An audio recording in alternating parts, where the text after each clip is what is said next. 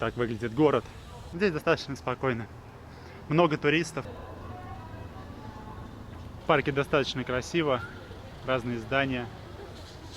Зашел в какое-то кафе попробовать местное блюдо, называется баляды. Оно с курицей внутри, сыр, фриколис, фасоль и в такую лепешку завернуто. Стоит это 90 рублей. Это вполне съедобно, но ничего впечатляющего прям такого нет. Наша шаурма вкуснее. Ну что, иду в свой хостел. Надо поискать информацию по Сальвадору и чуть-чуть отдохнуть. Сейчас попил кофе, капучино с банановым пирогом с изюмом. Стоит 90 рублей. Снял денег в банкомате. Кстати, здесь нельзя снять доллары и нельзя в банке поменять даже лемпиры на доллар. Сейчас пойду куплю себе поесть. Я там видел, ребята готовят такос. 3 такос за полтинник. Это примерно сколько? 125 рублей за 3 такос. Город оживает, ночная жизнь здесь процветает. Есть клубы, много кафе, отелей. Здесь вот так вот мясо жарится. А нам чуть подальше, вот она, вывеска. Тако Эль Пастор. Вот такие маленькие лепешечки. Я думал, они больше, если честно, но сейчас посмотрим, что это такое. Я их никогда не пробовал. А, в Тако Белле только. Какому? Кейсы? Асейта? А, масло. Чуть-чуть они поджаривают на масле. О, они вот так вот складываются по 2. Их получается 3. Раз. То есть можно с говядиной, можно со свининой. Но я выбрал себе с говядиной. Чуть свинину не очень хочется. И здесь я сам выбираю и накладываю сюда, что хочу. Вот что у меня получилось. Здесь лук, капуста, вот такой салат, это чили, это просто соус, это авокадо соус и петрушка. Возможно, чуть-чуть солоновато мясо. А вот специи всех я этих добавил прям отлично. Он такой получился пикантный, островатый. Прям то, что надо. Но у меня будет еще один прием пищи. Я пойду в одно место, заведение. Оно занимается чистым мясом. Там очень много видов мяса. И я уже там забронировал себе местечко. Пойду через 2 часика туда, через 1,5. И поснимаю.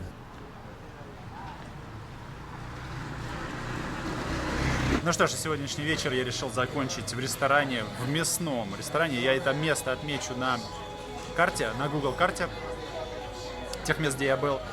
Так что переходите, смотрите, там много точек уже стоит. Здесь вот прям очень много мяса. От курицы, морепродуктов до говядины, свинины. Мне посоветовали T-bone стейк. Он стоит 250 лемпир. Это $10 или 650 рублей. Мне это место посоветовали местные люди. Сказали, здесь очень вкусное мясо. Я спросил, где есть мясо, потому что я не ел 2 дня, мне хотелось именно покушать хорошенько. Потому что завтра опять дорога до Сальвадора, Сан-Сальвадора. Опять не буду есть целый день в автобусе, потому что проведу его в автобусе. Еще неизвестно, как долго это все дело будет на границе проходить. Все, ждем. Я только что сделал заказ. Очень интересно посмотреть и попробовать. Ну что, такая огромная тарелка еды, я очень счастлив. Сейчас попробую как-то на вкус. Пробуем. Это очень нежное мясо, нежнейшее, тает во рту, очень вкусно, очень. Овощи на пару, картоха и куски мяса, его здесь очень много. Очень вкусное, не соленое, прям вот идеально сделанное, как мне нравится. То есть иногда пересаливают мясо в ресторанах, мне не нравится, но просто я ем без соли, чувствителен к этому. А здесь прям вообще топ, очень вкусно, я рекомендую это место, называется оно Лос Асадос. Если кто будет, вот так оно выглядит, кафе это. Здесь очень круто, очень вкусно готовят мясо. Конечно, сижу и разные мысли приходят в голову. Вот как такое сочетание может быть такой бедноты, очень сильной, заметной, с, в принципе, вот нормальной жизнью, с людьми, которые здесь повсюду с оружием охраняют. Здесь, конечно, спокойно. Я, в принципе, хожу, не чувствую никакой опасности, адекватные люди. Конечно, если сюда приехать, например, из России сразу, то, я не знаю, наверное, человек, который это сделает, будет в шоке. Но когда ты живешь в Центральной Америке, в принципе, ты уже понимаешь, как здесь это все происходит. Тебя это не особо удивляет, особенно если ты был в Никарагуа, в Манаго и в Тегусигальпе в той же. Я даже не знаю, кто сюда доберется. Это достаточно такое место далекое от России, от всех остальных курортов, маршрутов. Но я рад, что я здесь побывал и не зря до сюда доехал. Ну что, время без 15:05 утра, и я топаю на остановку. Возвращаемся обратно и едем дальше в Сальвадор. Ну что, мы добрались до границы, я не один, познакомился с парнем из Японии. Ехал с 5 часов до 10:30, получается 5,5 часов, достаточно долго. Мы перешли границу, нас выпустили из Гондураса, никаких проблем, ничего платить не надо. Заходим в Сальвадор. И самое главное, здесь доллары, и центы, все американское, и это очень удобно. То же самое было в Панаме, но в Панаме единственные монетки у них местные. Я, честно говоря, первый раз здесь держал монеты американские, эти центы. Первый раз в жизни. Вот такие здесь автобусы интересные, красивые. Сейчас мы поедем на одном, вот на этом. Здесь гораздо спокойнее себя чувствуешь, ну, вообще, в принципе, спокойно. Мне как-то больше нравится, чем в Гондурасе, когда я проходил границу с Никарагуа, Гондурас. Там было ужасно, а здесь хорошо.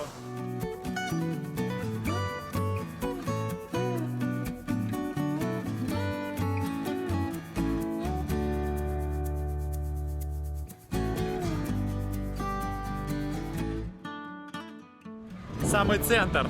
Но, честно говоря, здесь немножко стремновато снимать, но я делаю это аккуратно, стараюсь. Мы зашли в кафе в центре Сан-Сальвадора. Сидим, общаемся. Мне рассказывают, парень тут, он преподает здесь японский язык сальвадорцам. Вот у него занятия закончились. И мы сейчас разговариваем вообще на разные темы. Кстати, в японском языке 3 алфавита. Смотрите, ребят, сейчас объясним. Вот видите, стоят значки, цифры 1, 2, 3. Из этого состоит алфавит японский. Первое, они заимствовали у китайцев его, то есть первое. Он был очень сложный, и они сделали свой, просто упростили иероглифы. Это второй. First one is Chinese. Chinese, yes. Ага. But it looks very strong. Это выглядит действительно сложно, да. Women, girls. Yes. Girls wanted to write more soft letters. Какая-то девушка, да, женщина захотела упростить язык. И получилось, да, вот это вот второй алфавит.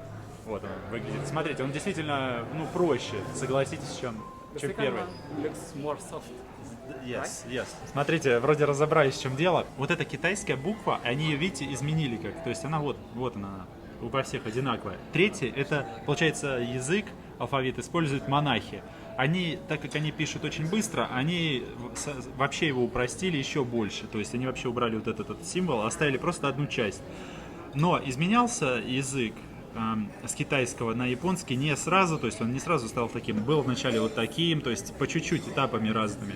И в итоге он сейчас вот вообще приобретает более простые символы. Как-то вот так очень интересно было послушать и разобраться в этом. Прогуливаемся по центральной площади. Я встретился с девушкой, у которой буду жить 2 дня. Она говорит, что здесь очень безопасно. Но раньше, года 2 назад, было весьма опасно. Сейчас нормально все. Паласио Националь, си. Очень красиво. И катедраль. Пласа де Либертаде. Наверное, площадь Свободы называется. Сейчас посмотрим, как это надо есть. Ага. Капуста. Ага. Вау. Вот она, пупуса такая. Ага. Вау, как берется. Вау. Это пупуса с мясом, со свининой. Бобы здесь, фрихолес. И сыр. Сыр в каждой пупусе. Сейчас попробуем. Берется вот так. С капустой. Это вкусно.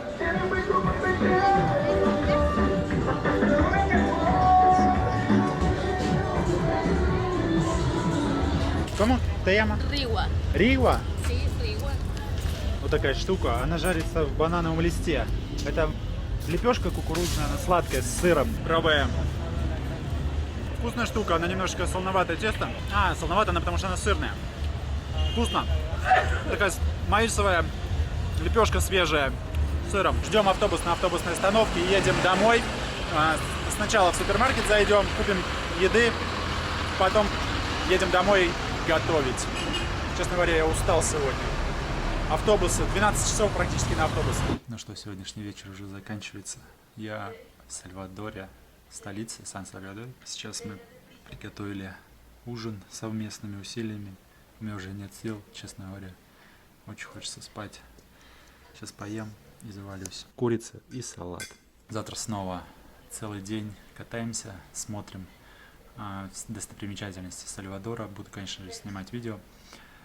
И в понедельник с утра я уже уезжаю в Гватемалу дальше.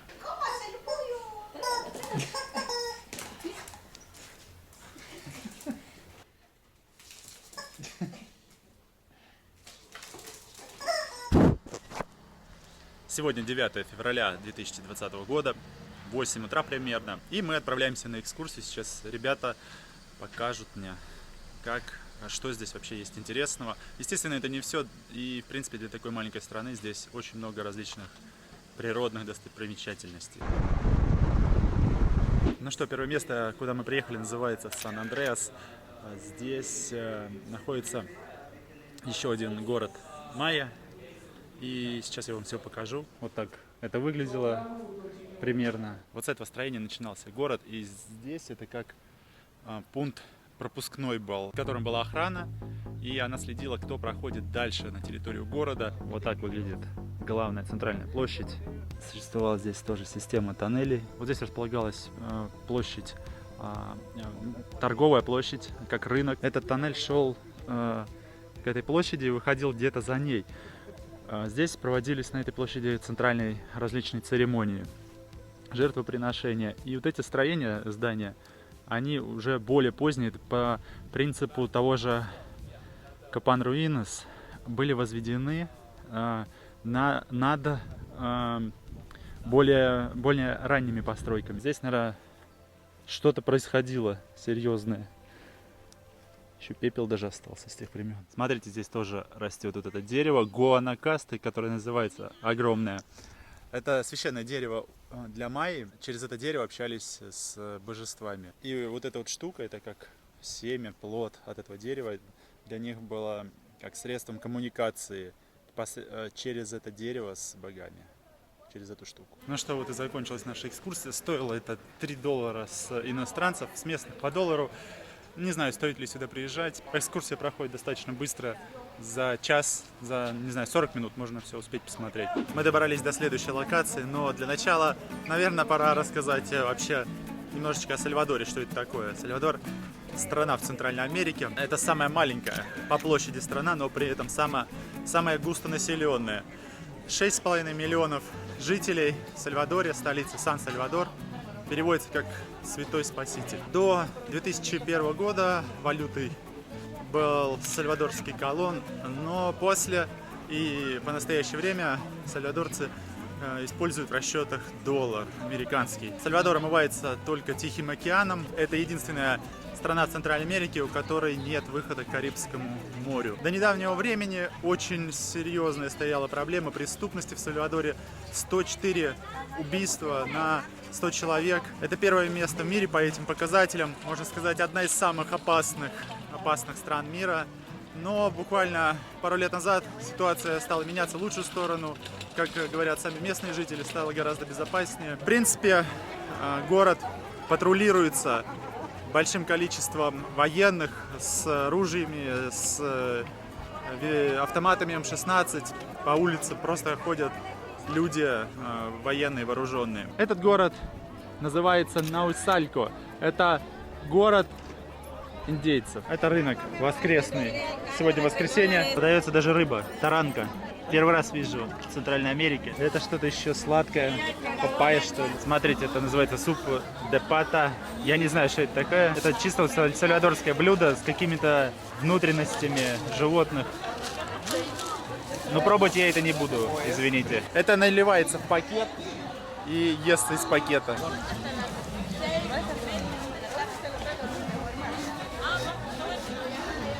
Потом проделывается дырочка в пакете и пьется. Вот это называется орчато де манит. Арахисовый напиток. Пьется из пакета, он со льдом. Он сладковат для меня, а так, в принципе, интересный вкус. такой арахисовый напиток. Я, честно, даже не знаю, с чем сравнить. Напоминает немножечко еще привкус кофе в нем, как будто присутствует. Такой арахисовое кофе. Холодное. Здесь, оказывается, свадьба. Сейчас покажу.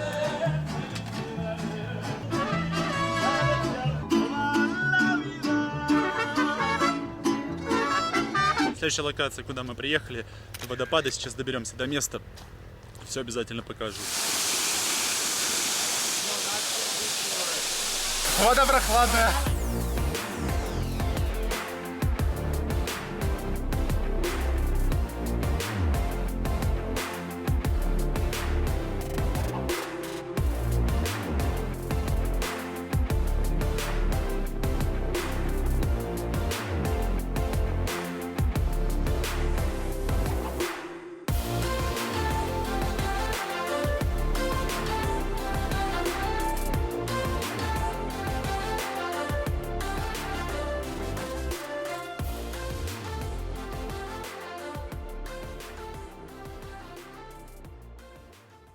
Приехали еще в одно интересное место.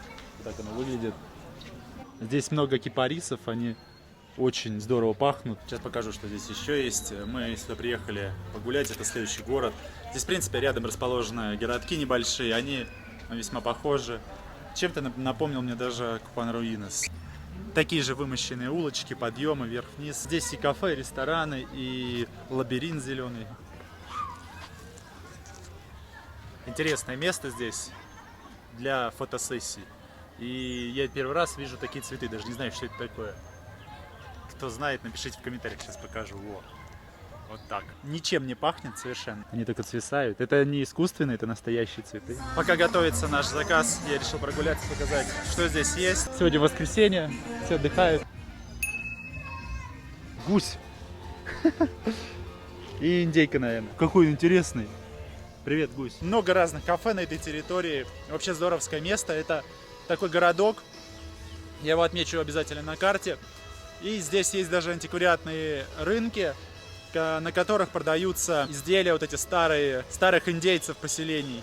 Раскопки, из раскопок. Кстати, город называется вот так. Нам принесли кесадилью и кофе. Сейчас попробую. Сладкая сырная булка. Для меня сладковато даже. А так вкусно. Идем дальше. В этом городе, в этом парке есть еще вот такой зеленый лабиринт из кипариса. Сейчас мы по нему пройдемся. Здесь разделяется дорожка. Сюда, сюда. Вход в этот лабиринт стоит $1. Мы нашли выход. Или вход. Вход был вот с той стороны. Сейчас поднимаемся еще в одно место. Лабиринт стоил $1, здесь вышка стоит 50 центов. Здесь просто как смотровая площадка на весь город, обзор.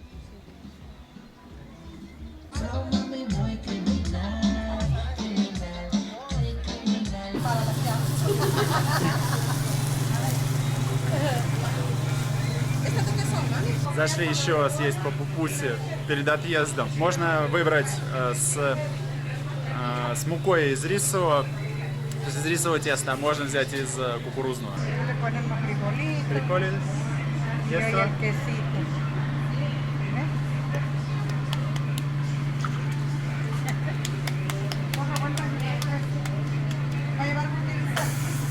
А вот цены на пупус. Одна стоит 60 центов. Самая дешевая получается. Заканчиваем вечер снова пупусой. Сейчас попробуем вот это. Я себе взял с сыром и с фрихолис. С бобами. Пробуем. Очень вкусно, это, по-моему, даже вкуснее, чем вчера. Мне больше все-таки нравится с рисового теста. Это вкуснее, чем так. Мне больше нравится. Очень вкусная штука. Из всего фастфуда вообще в Центральной Америке это самое лучшее, что я пробовал.